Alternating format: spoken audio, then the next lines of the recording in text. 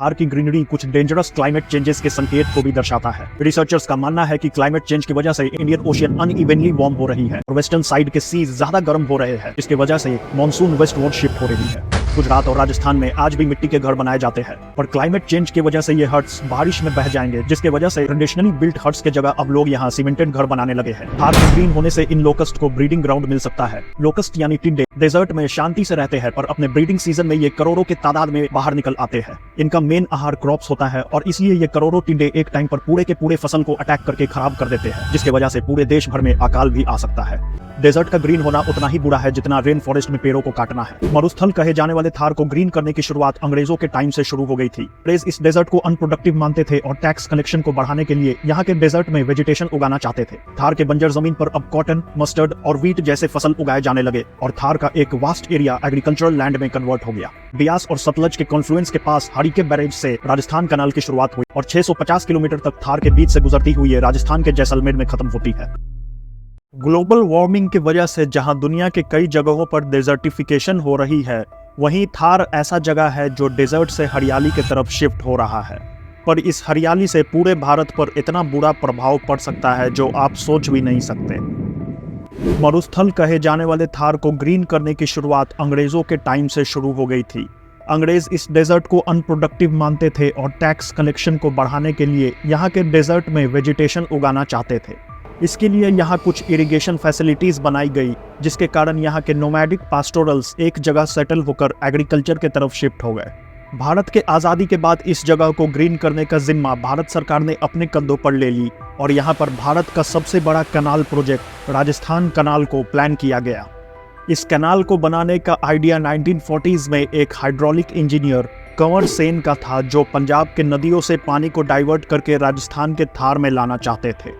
पाकिस्तान के साथ Indus water treaty के बाद भारत को रावी, ब्यास और सतलज का पूरा कंट्रोल मिल गया और ब्यास और सतलज के कॉन्फ्लुएंस के पास हरिके बैरेज से राजस्थान कनाल की शुरुआत हुई और 650 किलोमीटर तक थार के बीच से गुजरती हुई ये राजस्थान के जैसलमेर में खत्म होती है। ये कनाल 2 फेज में बनाई गई और इसके मेजॉरिटी पार्ट्स को 1980s तक बना लिया गया था और इसका पूरा कंस्ट्रक्शन 2010 में खत्म हुआ। 1984 में इसके नाम को राजस्थान कनाल से बदलकर इंदिरा गांधी कनाल कर दिया गया और आज के टाइम पर यह थार की लाइफलाइन है।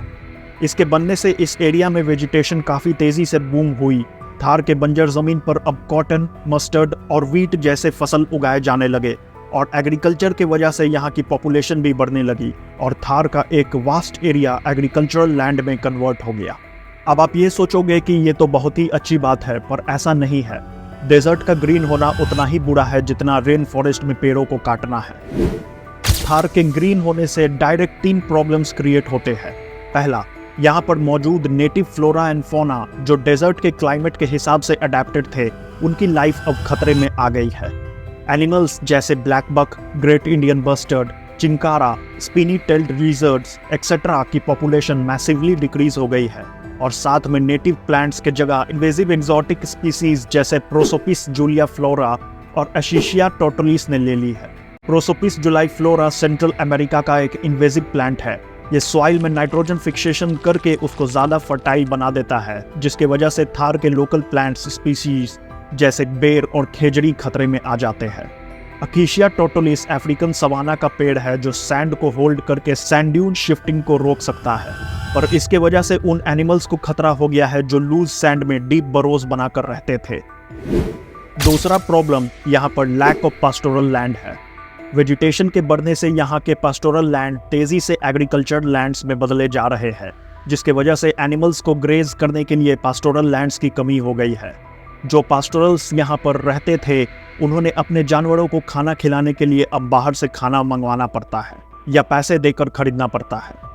एग्रीकल्चर के बढ़ने की वजह से यहाँ ज़्यादा बिल्डिंग्स बनने लगे और पॉपुलेशन इंक्रीज होने के कारण यहाँ पर वाटर प्रॉब्लम काफ़ी होती है और मेजॉरिटी पानी को एग्रीकल्चर के लिए यूज़ कर लिया जाता है और बचे खुचे पास्टोरल लैंड्स को पूरी तरह से मॉनसून पर डिपेंड होना पड़ता है। तीसरा सबसे बड़ा प्रॉब्लम लोकस्ट इन्वेजन है। लोकस्ट यानी टिड्डे डेजर्ट में शांति से रहते हैं, पर अपने ब्रीडिंग सीजन में ये करोड़ों के तादाद में बाहर निकल आते हैं। इनका मेन आहार क्रॉप्स होता है और इसलिए ये करोड़ों टिड्डे एक टाइम पर पूरे के पूरे फसल को अटैक करके खराब कर देते हैं।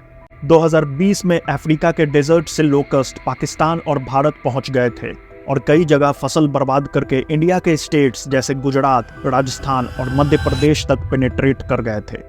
थार के ग्रीन होने से इन लोकस्ट को ब्रीडिंग ग्राउंड मिल सकता है, जिसके बाद ये इंडिया के और अंदर पेनिट्रेट करके फसलों को नुकसान पहुंचा सकते हैं, जिसके वजह से पूरे देश भर में अकाल भी आ सकता है। इनडायरेक्ट प्रॉब्लम्स के अलावा थार की ग्रीनरी कुछ डेंजरस क्लाइमेट चेंजेस के संकेत को भी दर्शाता है।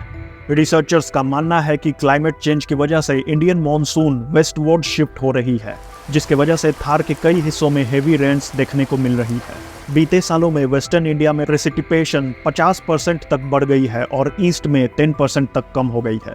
इसके पीछे मेन कारण ग्लोबल वार्मिंग को बताया जा रहा है, जिसके वजह से इंडियन ओशियन अनइवनली वार्म हो रही है और वेस्टर्न साइड के सीज ज्यादा गर्म हो रहे हैं, जिसके वजह से मॉनसून वेस्टवर्ड शिफ्ट हो रही है।